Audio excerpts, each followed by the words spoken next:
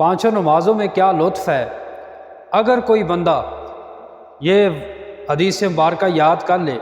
اور اس کے ذہن میں ہو، ہر نماز پڑھتے ہوئے سے اللہ کے نبی کی یاد آئے گی۔ امام طاوی رحمۃ اللہ تعالیٰ علیہ حدیث لے کے آئے، آپ فرماتے ہیں حضرت آدم علیہ السلام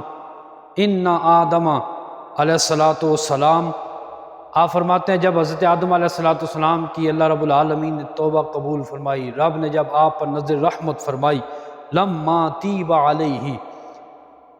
عند الفجر، فجر کے وقت حضرت آدم علیہ السلام کی جو توبہ قبول ہوئی تو حضرت آدم علیہ السلام نے 2 رکعتیں رب کی بارگاہ میں نماز ادا فرمائی، صلی رکعتین فصارت الصبح، یہ صبح کی نماز بن گئی۔ ہم فجر کی نماز پڑھتے ہیں، قیامت تک کے لیے امت پڑھتی رہے گی فجر کی نماز، لیکن یاد حضرت آدم علیہ السلام کی تازہ ہو رہی ہے، اللہ کے نبی کی یاد تازہ ہو رہی ہے، اللہ کے نبی کا میلاد پڑھا جا رہا ہے۔ اب آگے چلیں، زور کا وقت ہے۔ حدیث مبارکہ میں تو حضرت اسحاق علیہ السلام کا تذکرہ ہے، لیکن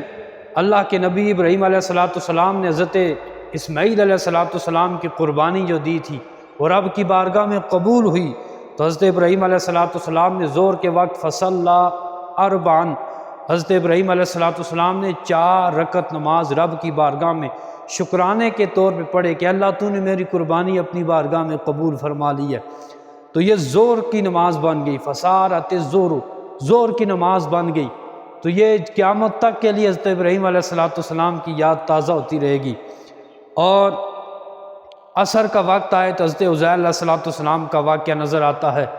کہ آپ سے جب مخاطب ہوئے کم لبستہ، اے اللہ کے نبی کتنی دیر ٹھہرے، تو آپ نے فرمایا کہ 1 دن ٹھہرا ہوں گا۔ فرأى الشمس، جب آپ نے سورج کو دیکھا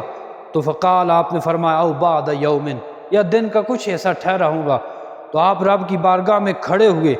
فصلی 4 رکعات، آپ نے رب کی بارگاہ میں 4 رکعات نماز رب کی بارگاہ میں ادا فرمائی، 4 رکعت نماز۔ تو یہ قیامت تک کے لیے امت محمدیہ کے لیے عصر کی نماز ہوگی، قیامت تک امت محمدیہ اس نماز کو ادا کرتے رہیں گے، اللہ کے نبی کی یاد تازہ ہوتی رہے گی۔ آپ مغرب کی نماز کے وقت حضرت داؤد علیہ السلام کو رب تعالیٰ نے معافی کا پروانہ عطا فرمایا اور ان کی بخشش کر دی گئی حضرت داؤد علیہ السلام کی مغرب کے وقت۔ اب کیا ہوا کہ آپ نے 4 رکعت نماز کا ارادہ کیا۔ اب 4 رکعت نماز آپ نے پڑھنی تھی، لیکن فجہد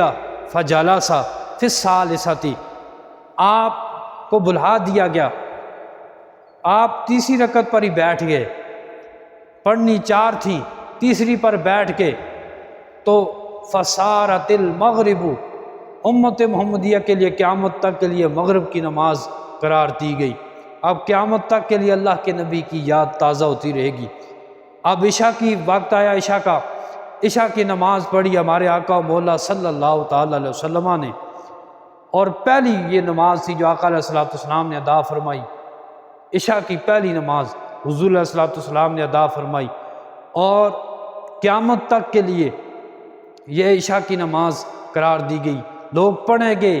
یادیں انبیاء کی تازہ ہوتی رہیں گی۔ یہ ہے وہ حدیث مبارکہ کہ اگر کوئی بندہ اسے ذہن میں رکھ کے نمازیں پڑھتا رہے، دن رات میں 5 وقت اللہ کے 5 نبیوں کی یادیں تازہ ہو رہی ہیں، اور ان کا میلاد ذہن میں آئے گا، یعنی 5 وقت اللہ کے 5 نبیوں کا میلاد ذہن میں آئے گا، اور بندہ اس لطف سے پڑھے تو نماز میں بھی لطف والا ہو جائے گا۔ اور یہ جو 5 وقت کی نماز ہے،